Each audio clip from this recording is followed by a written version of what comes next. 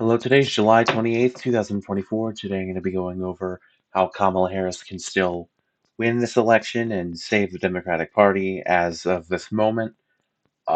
There's a lot of back and forth polls about if she's even up nationally. We don't really know that, but she is practically tied in independent voters where Biden was down a lot more. She does way better with women and black voters.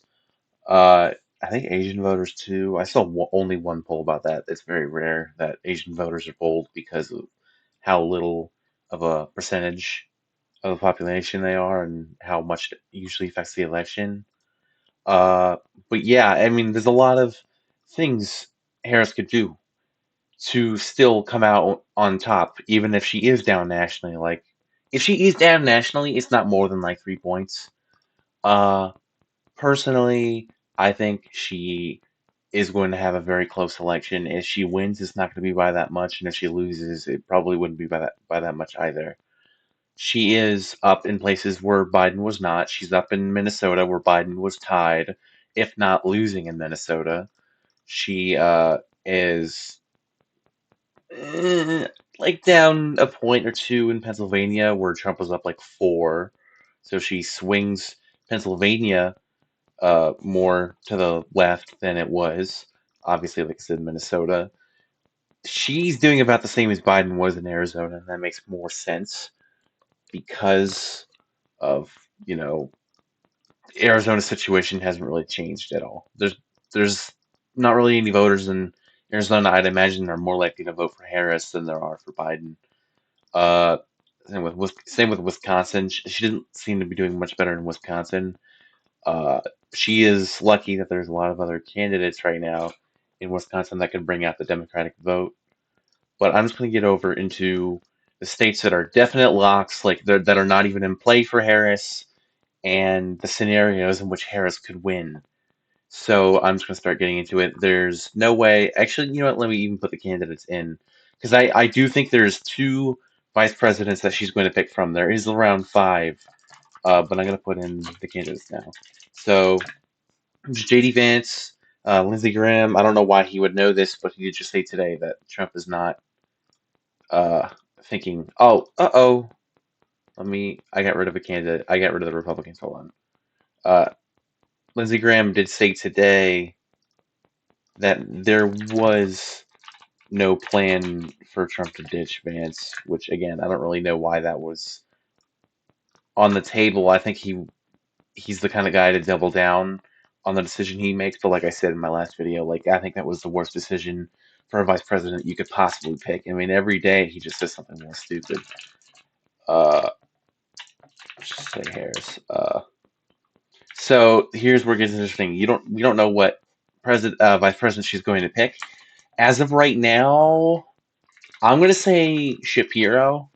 I think if she wants to lock down Pennsylvania, that is the candidate to go with. That is the most important swing state for her to win, as well as it is worth the most out of every swing state that's in play for Kamala.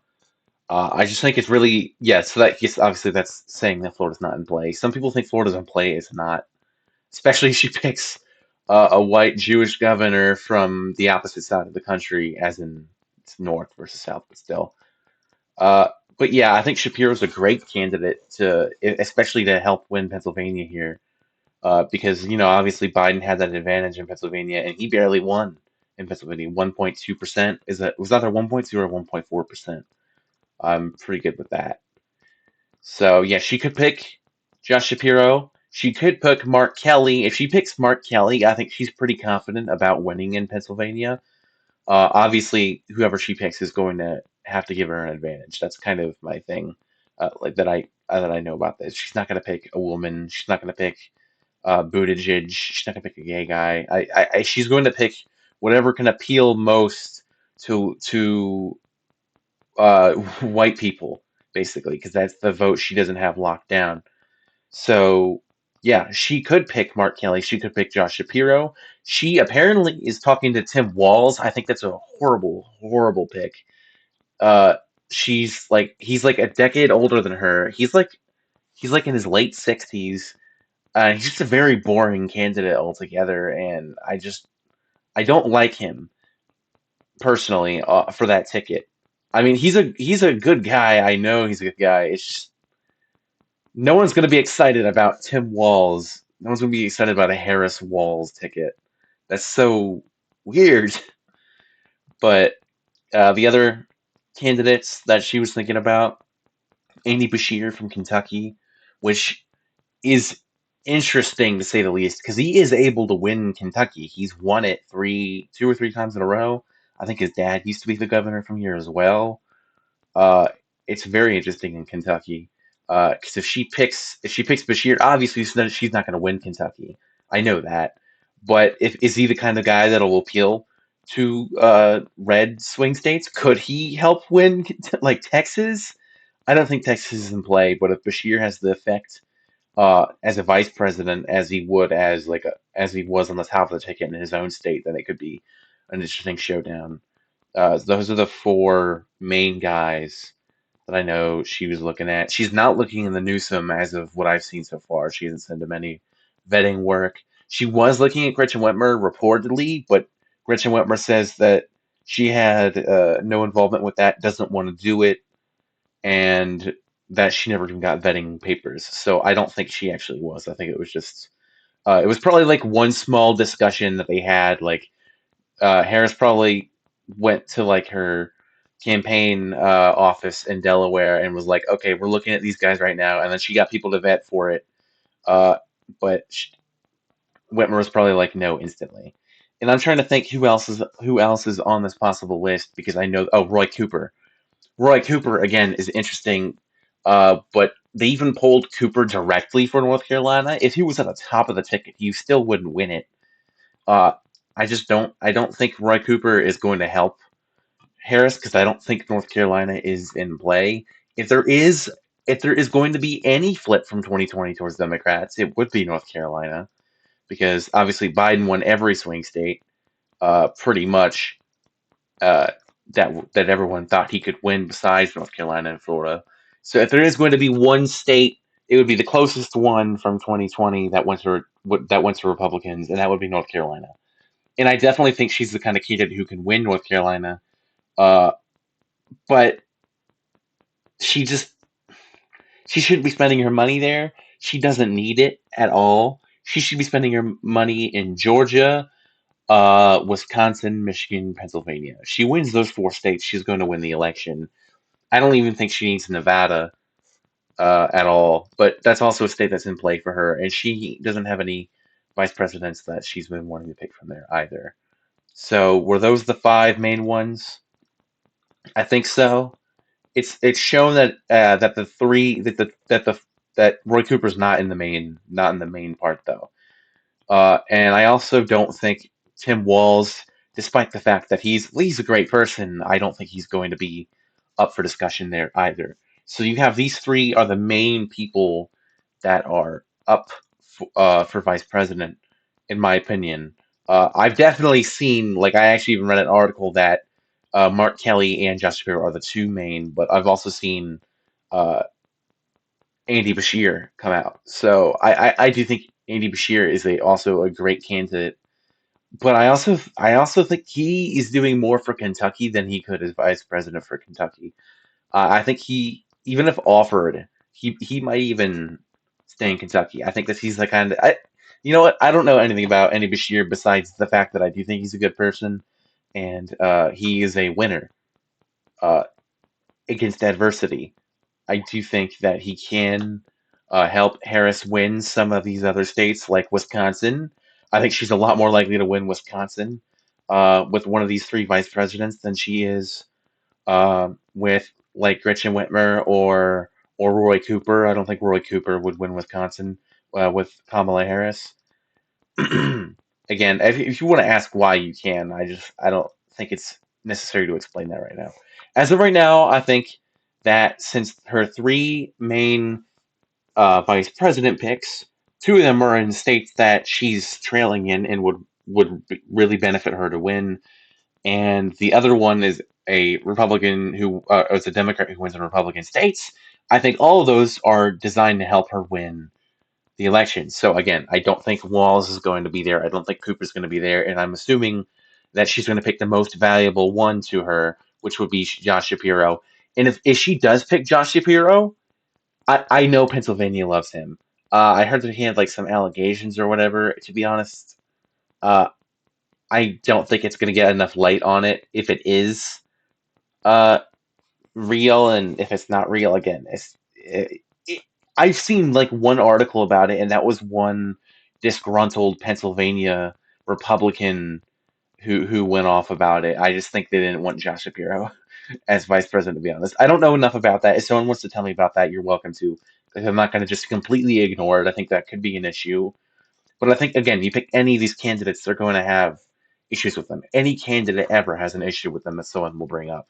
I think Josh Shapiro is the best candidate to help Harris win the election because I think that will lock down Pennsylvania for her. Like, genuinely, I do believe that. I think she'll win Pennsylvania by more than Biden did, actually, if she picked Shapiro. I mean, his approval rating, they actually like him there, which is very surprising for to me because I thought, any maybe not because Governor Wolf, I think his name was Wolf, also was very loved in Pennsylvania, and he had a very similar win to Shapiro did in 2022. Again, it was supposed to be a red year. Shapiro was leading by double digits and won by pretty much double digits. He was a great candidate for Pennsylvania. Uh, and again, she's not going to pick Gretchen Whitmer because she wants to win Michigan. I think if she wins Pennsylvania, she's going to win Michigan. If she wins Wisconsin, she's going to win Michigan and Pennsylvania. Uh, Mark Kelly also would be interesting because I think he could bring Arizona back into contention. As of right now, I've written off Arizona as being a Democrat state for this year. Obviously, since 2018, 2020, 2022 were all blue years for Arizona. Still, I'm going to go ahead and say that Arizona is leading right as of right now. But I'm going to fill in the states that aren't in play as of right now, and that includes North Dakota, South Dakota, Wyoming, Idaho, Montana, Utah, Nebraska. Nebraska's first, Nebraska's third, Kansas, Missouri, Arkansas, Oklahoma, Louisiana, Mississippi, Alabama, Tennessee, Kentucky, West Virginia, Indiana. I don't think Iowa or Ohio are in play. I pray that Democrats do not spend their money here. I think that is a bad decision. And obviously, look how much they've wasted. They spent so much money on that governor race and that Senate race. And Tim Ryan lost here by what, like 6 points? Although, granted, those polls were good for him. I don't blame them spending money on Tim Ryan, but they also spent money on that governor race where they lost by 20 points. So I think that was a very idiotic decision. I also don't think South Carolina or Florida or Texas are in play, but they are. Well, I mean, not South Carolina or Alaska are in play, but obviously Texas and Florida are more likely to be a more competitive state. But again, don't spend money here. If any of these states have locked down for Republicans are going to go blue, it is going to be Texas, and that would be out of a miracle. Something happens in Texas, and I just don't think that's going to happen. So I think Florida and Texas are also out of play. That gives Donald Trump. Oh, also Maine second district. That gives Donald Trump a guaranteed 219 electoral votes, which is pretty much as well as he did before. I'm also going to say North Carolina is out of play for the most part as of this moment. Again, there's states that she can bring into play. She can bring North Carolina and Texas into play, but as of right now, at this exact moment, if the election was held, there's not a 1% chance that one of those two states is going to go blue. I'm going to say Hawaii, California, Washington, Oregon, Colorado, New Mexico, Maryland. I don't think Virginia's in play for Donald Trump. I don't. I don't care what you see in the polls. It's not in play. Same with New Jersey. There was a New Jersey poll where it was competitive.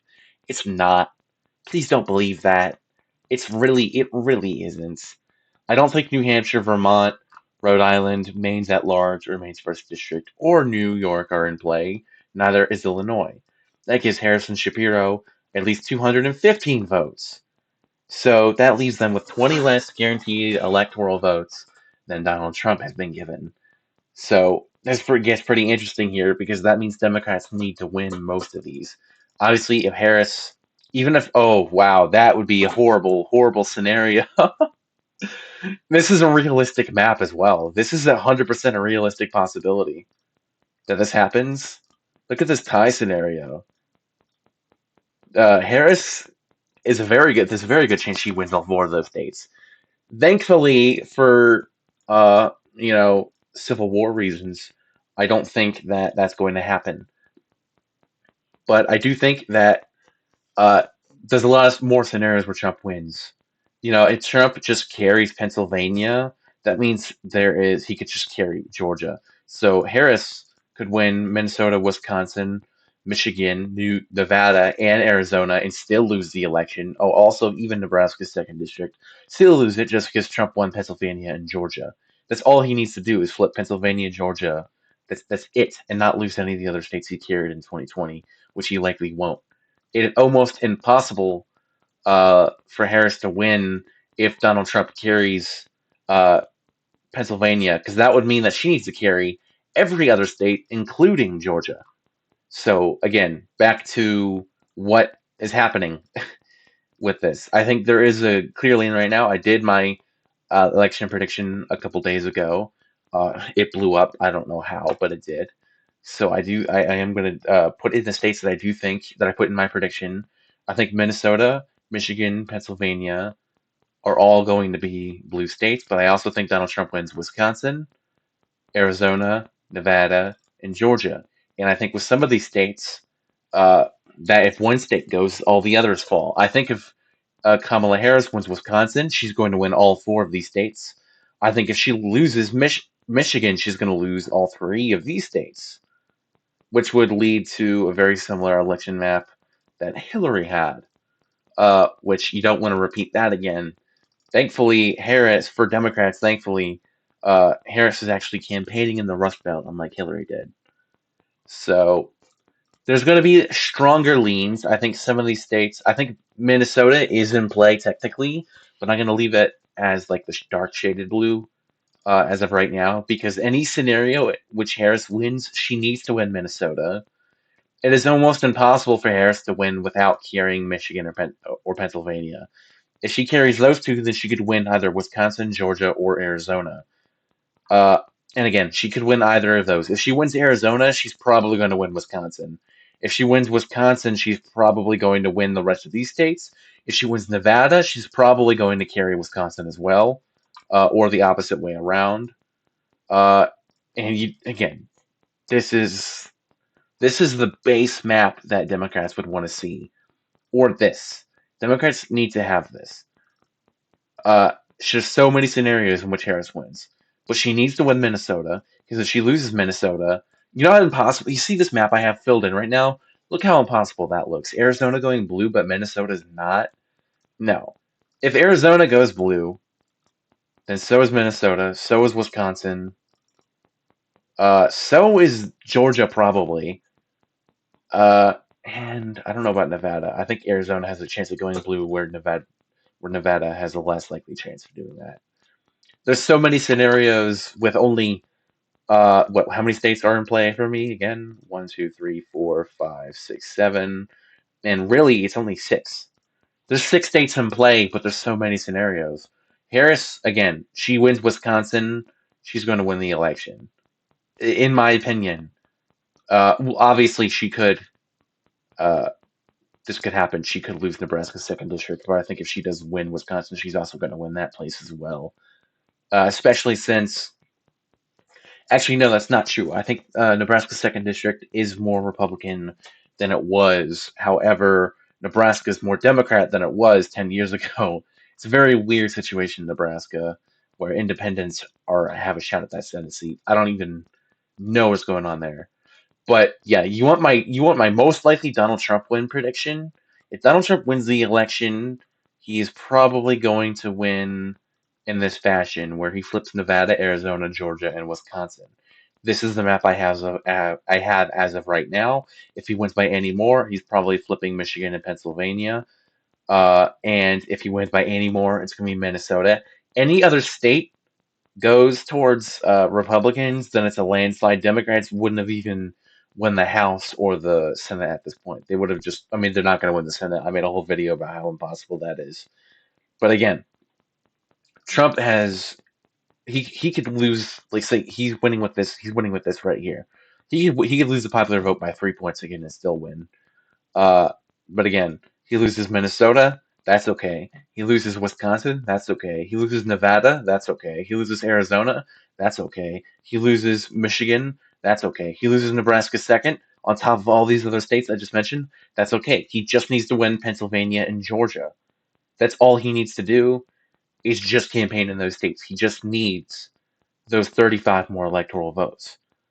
Honestly, I'm surprised that's not what he focused on in 2020, just 2 states, instead of committing felonies in 10 other states as well, including New Mexico. That little PowerPoint that they came out with before January 6th, or was it after January 6th, that outlined their plan to overturn the election. It included like explaining the conspiracies that the votes were different, and they tried to calculate and say that New Mexico was a red state. And if there was voter fraud, it was not stopping New Mexico. It was not changing what New Mexico was going to be. New Mexico was always going to be a blue state. No way a single state was going to change from Democrat to Republican between 2016 and 2020, let alone New Mexico. That. I don't know. I just thought that was pretty funny. I don't know if anyone remembers that PowerPoint came out. It's available online. If someone wants to see it, I can probably find it for you. It wouldn't be that hard. I forgot. Was it Mark? Was it Meadows? Mark Meadows made the PowerPoint. I don't know. Look up Mark Meadows January 6th PowerPoint, and it should probably come up. But yeah, there's really almost no scenario in which Harris wins where she doesn't carry Pennsylvania. And you know what? If she does carry Pennsylvania and Georgia, guess what she can lose? Wisconsin, Arizona, Nevada.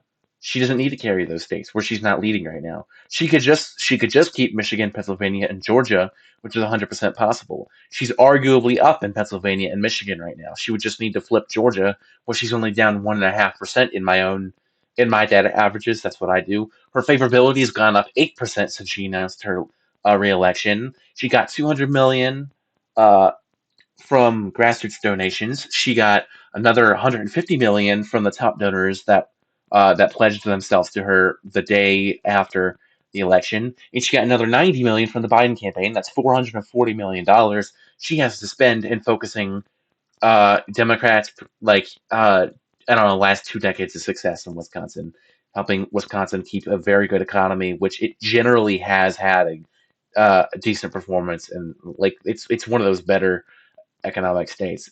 Wisconsin has been booming. You could argue it's not through several ways, but you could also argue it can. I'm not going to argue about Wisconsin's economy on a when I'm talking about the country as a whole as a scale. I think Harris does end up winning the electoral vote. I meant not the electoral vote, the popular vote by at least like 2.5%. I think she wins the popular vote by a little bit more than Hillary did.